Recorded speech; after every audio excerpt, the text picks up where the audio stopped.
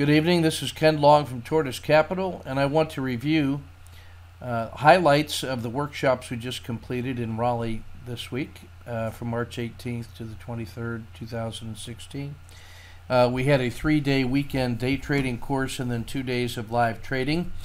And the concluding discussions really had to do more with trading as the learning laboratory and the methods by which we can reliably improve our trading process regardless of the system or strategy that we're applying. So I want to just hit the highlights of the techniques that we were discussing and which we successfully applied throughout those 5 days. The first one has to do with what we think of as the 4 ways of knowing: propositional, experiential, presentational, and practical. Propositional learning is that learning which we consider to be like the scientific method, based in theory. Picture a lecturer on a stage who is proposing what we know in the form of structured formal theory in the form of a lecture. It's the telling. Experiential learning, on the other hand, is that learning that we can only get by doing something, by putting it into practice, getting our hands on, and learning from putting the knowledge into motion. Presentational knowledge is that knowledge that is only available to us through the telling of a story about the learning or about the phenomenon that we are experiencing. We try to tell our side of the tale. It turns out that language in our pattern matching brain, our storytelling brain, is wired in such a way as to put a high priority on the telling of stories, of making connections. And when we are trying to encapture our experiences and tell it to another, we engage some creative and critical components of our brain that cause us to see our experience in new ways as we try to tell that story, to explain what it is that we feel like. And in so doing, we develop a deeper understanding of the knowledge that we have just experienced. So presentational knowledge creates knowledge in a way that can only come from trying to tell somebody else about it. And then finally, the practical knowledge. This is knowledge that is generated from many repetitions of putting knowledge into action. And as you gain expertise and you move into the realm of unconscious competence, your body, your hands, your subconscious learn things from how you're doing things without you even being consciously aware. Baseball hitters do things with the bat that they're not even consciously aware of because it's part of a heuristic or total body experience, and they are inarticulate on the subject of what it is that they actually do. We know from knowledge engineering studies that when you pair an expert in a process with a trained and skilled knowledge navigator, that the first time they try to extract that tacit knowledge, that only about 30% of it comes through. And so in the act of refining our craft, we end up developing knowledge that's not accessible to our conscious brain and yet resides at a deep level that is available to us in the moment. And so what we are discussing in these workshops then are not just those formal systems definitions, but we're going through the experience of trading them live and trading them with case studies and working together in partners to present our ideas to each other, and in the telling, learning about the systems. And then the practical knowledge, through repetitions, we develop skills at a deep level that allow us to act without thinking, but act in a positive, effective way. The next area we explored was that of the range of learning preferences that include auditory, visual, and kinesthetic. And in my example, we showed how the auditory primary preference shaped the way that I experience the market, the way I look or listen for data in order to perform at a production level. We talked about the kinesthetic being my least preferred method and being the source of creative experiences, and it was a cue that something special was about to happen as nominated by my subconscious, and that the visual component was that part which integrated for me the auditory and the kinesthetic. So the creative impulses appeared to me to be encapsulated in image flashes, which I can then draw pictures of and then tell stories about. And when I'm telling the stories, I'm hearing the story, and when it sounds just about right, I can turn that into words on a page and thus have a formal, structured, propositional knowledge base for what started off as really just a feeling about something special. And by the same token, it is the storytelling with the visual imagery that allows me to experience some of the creativity or express that creativity kinesthetically. By the same token, we also have preferences for processing, the way we approach problems. We can be either top-down or bottoms-up, where we feature the deductive versus the inductive, or the theoretical versus practical. And now the combination of our learning styles and preferences between the mode of receiving information and the way we approach problems in general helps us understand what kinds of environments are best suited for production trading, or which are best suited for communicating, which are best suited for brainstorming, developing new ideas. And by manipulating our environment, by understanding who we are, we can manage our states more effectively.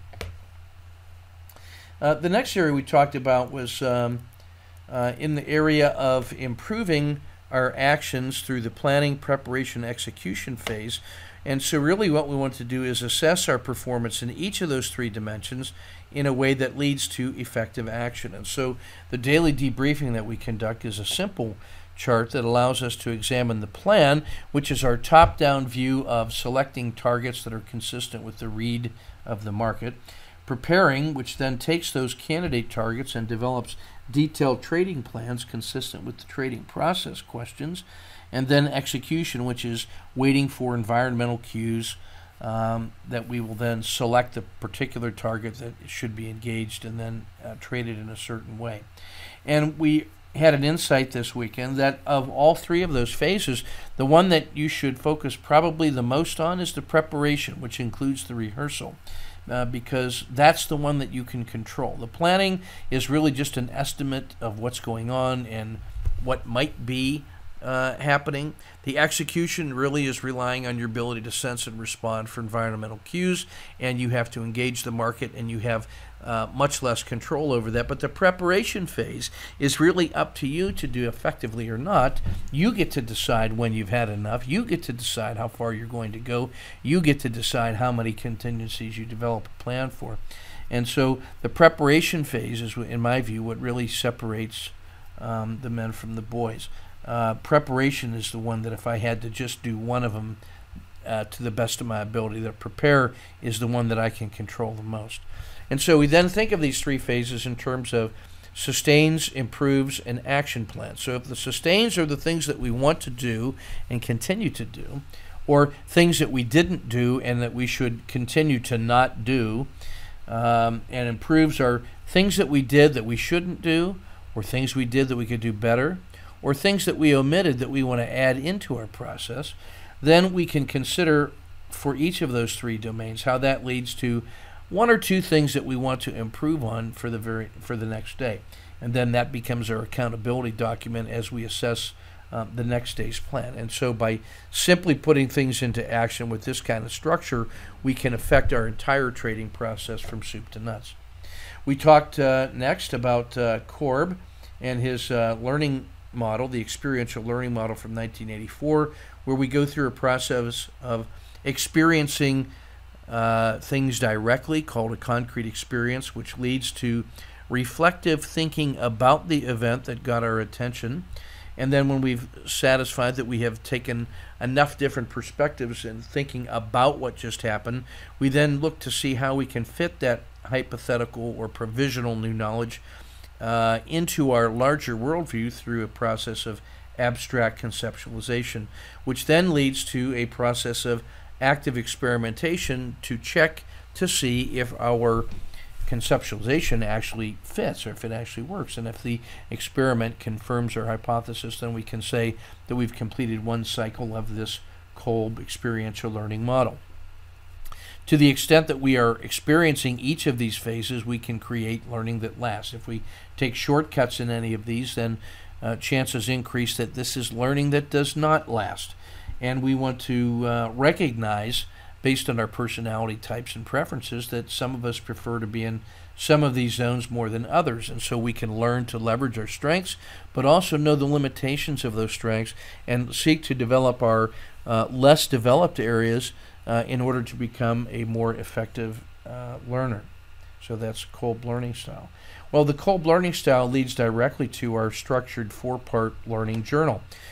Column 1, the aha moment, where we describe in a rich description everything that got our attention, all their sensory experiences, because we're not sure which ones are going to lead to important insights later on. So we try to get a rich description of the event that caused us to stand up and take notice, recognizing that our subconscious notifies us of these things, that we ought to pay attention to them with our conscious mind, and we can concentrate on from 2 to 7 factors at any given time. And so the aha moment is something that got our attention, and we want to know why. So let's start with a rich description, and that correlates to the concrete experience in Kolb, in that we're trying to capture all the sensory experience. The reflective thinking in our journal is how we think about that which just happened, and that's a combination of reflective thinking and abstract conceptualization. And when we're done with that, looking at it from different angles, we then take a commitment to action, which takes the form of an if-then hypothesis, that if our reflection and conceptualization are true, then we can test it, and then we can examine those results. And when we've collected a sufficiently large data set, where we're concerned about the proper sample size, we can then draw some conclusions about it. We can think also now of trade framing as the way we structure our trading process, a disciplined process, a cognitive structure that provides intellectual scaffolding so that we can reserve our intellectual capital for those things that really matter. The more we can rely on standard scaffolding, the more we can work on the art that it supports. If you think about a mason or bricklayer, they use the same scaffolding all the time to create all their different projects. So the design is always different. The way they have to lay the bricks may be different. The way they're laid out is different, but it's always the same scaffolding that allows them to perform their artful work. So if we take these trade frames as the basis for our structured trading, we can then consider that among Dr. Tharp's 10 tasks of trading, one of them is that daily assessment after the end of the day. And we can think about taking those trades and then using our assessment tools to examine the plan and prepare process and the execution process. And then we can use our 4-part learning journal as a trading journal, and then from each of those trades treat them as case studies and get them into our trade data set, which when we've accumulated enough evidence, we can then subject to analysis and then create the next hypothesis that we want to test. And why is that important?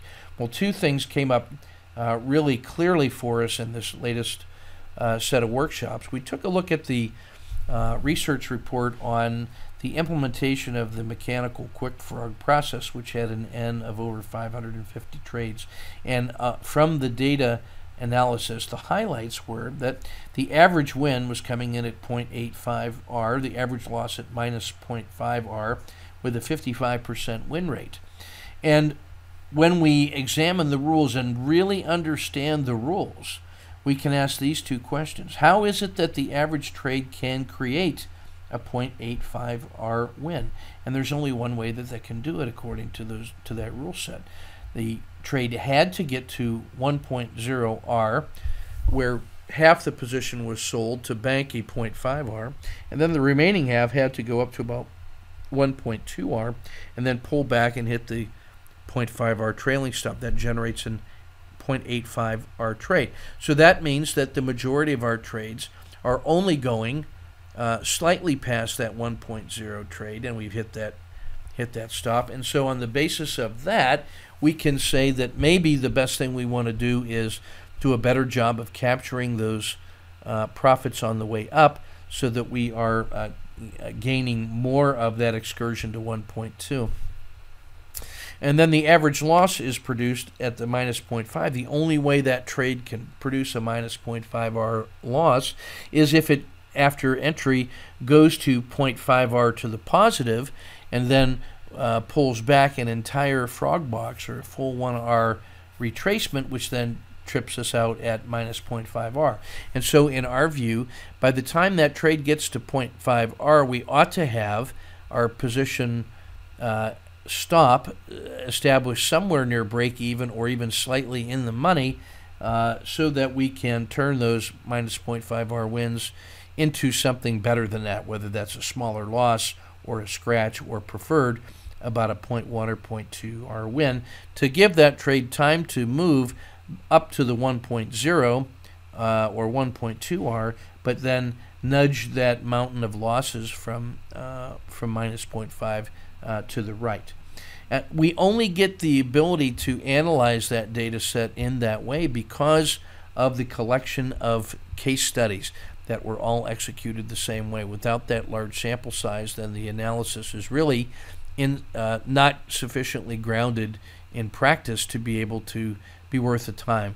We have a system that was in control with a positive expectancy, and with those performance characteristics, we then are in the position to frame some hypotheses that can lead to improved performance. That's going to be the subject of some coaching that we do online with that Quick Frog process this summer. In the second set, we can look at Kim Anderson's experience with managing her exits, and she's got a data set for day trading of about 1,200 trades. And if we look at a simplified version of her R multiples, we can see that she was grinding back and forth in this band where R's would go up, R's would go down, and she really couldn't make that breakout. She tried various things in these various systems that are all structured somewhat similarly in terms of time frame, targets, general strategy, and exits.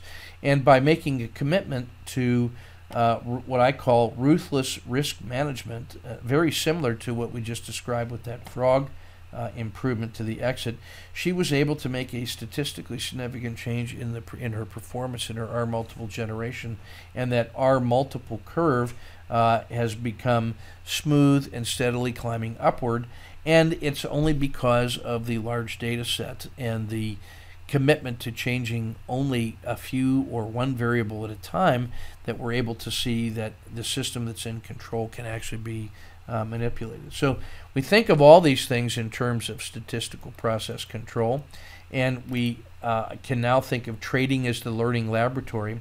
And these are techniques that a trader can use by applying all of these kinds of insights, can apply to their own trading process as a way to day in and day out, come rain or come shine, analyze their performance, analyze the performance of their systems, and treat this as a learning environment in which we're trying to learn how better to respond and adapt to a dynamically changing market. It's this humble learning attitude, this state of mind, that allows us to think of our trading process as a learning organization, by which we mean learning how to adapt to the environment and remain effective with respect for data and respect for process control techniques that can be applied in this area. So thanks very much for your attention. You can look forward to some comments about this upcoming online workshop where we're going to examine that Quick Frog and learn how to go through a structured process like this to improve our performance as both mechanical traders, discretionary traders, and as hybrid traders. So thanks so much for your kind attention and continued support. This is Dr. Ken Long from Tortoise Capital Management. Keep your risk measured and your powder dry.